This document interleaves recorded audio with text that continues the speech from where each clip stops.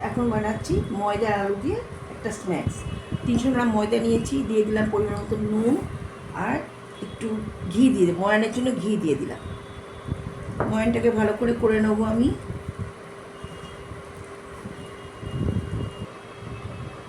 ময়দাটা হয়ে গেছে, যে মুঠো করে হচ্ছে। এবার অল্প অল্প করে জল দিয়ে আমি একটা ডো বানিয়ে নেব। ময়দার ডোটা হয়ে গেছে, রেডি করে নিয়েছি। এবার আমি 10 মিনিট রেস্টে রাখবো। এবার আমি ভেতরে পুরটা রেডি করে নেব। পুরটা বানানোর জন্য একটা প্যানে তেল গরম করে নিয়ে দিয়ে দিলাম অল্প একটু জিরে,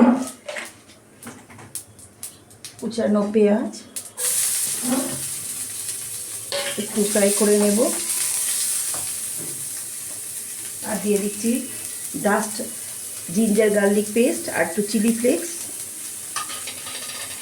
আমি ডাস্টটা দিলাম, আপনারা কুচি কুচি করে কেটে নিয়ে দিতে পারেন আদা রসুনটা।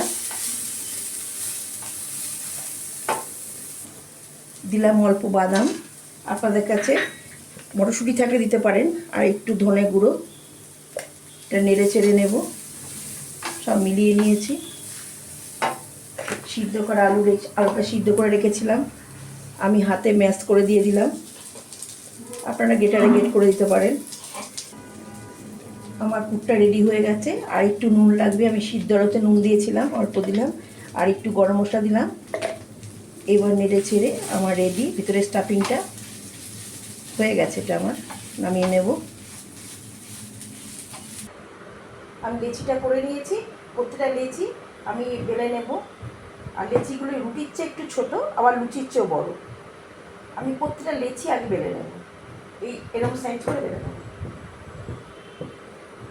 হয়ে গেছে আমার এটা, আমি সব কটা বেলবো। আমি 4টে এরকম সাইজ বেলে নিয়েছি। আর ময়দা দিয়ে আর তেল দিয়ে একটু লিকুইড বানিয়ে রেখেছি। আমি একটার পর একটা এরকম দেবো, একটু হাত দিয়ে করে নেব, দিয়ে আবার আরেকটা দিয়ে দেবো। এরকম করে 4টে আমি পরপর সাজিয়ে নেব। আবার এটার উপর আরেকটু লিকুইড দেবো। 4টে আমি এভাবে করে নিয়েছি। এবার সাইড থেকে এগুলো আমি কেটে নেব। এগুলো পরে আমি আবার কাজে লাগিয়ে দেবো।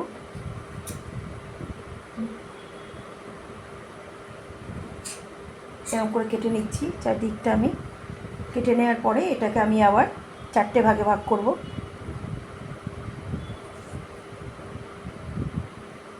চারটে করে নিলাম।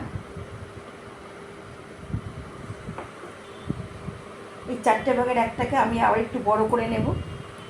বেলে একটু বড় করে নিচ্ছি। একটু বড় হয়ে গেল। এবার এর মধ্যে আমি এই স্টাফিংটা দেব। হাত দিয়ে দিচ্ছি। স্টাফিংটা দিয়ে আমি হাত দিয়ে এরকম করে নেব। চারিদিক চেপে চেপে নেব। যে প্যাটিসের আকার হয়ে গেল। একটু বন্ধ করে দিতে হবে, নাহলে খুলে যেতে পারে ভাজার সময়। এইভাবে আমি সব কটা করে নেব। দেখুন প্যাটিসের মতন হয়ে গেল। সব কটা এইভাবে করব। এবার স্ন্যাক্সগুলো আমি এইভাবে করে নিয়েছি। একটা কাটা দিয়ে সামনেটা চেপে নিয়েছি, কারণ দেখছিলাম খুলে যাচ্ছিলো।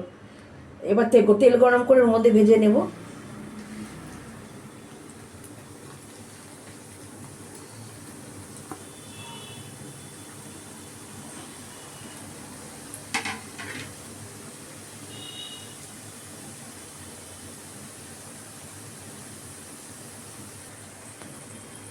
এক সাইডটা হয়ে গেছে, এবার আমি অন্য সাইডটা উল্টে দিচ্ছি।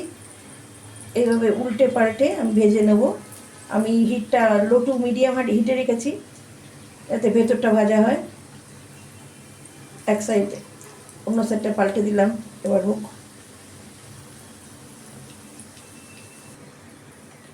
আমার স্ন্যাক্সগুলো সব হয়ে গেছে। এবার আমি উঠিয়ে নেব। সুন্দর হয়েছে।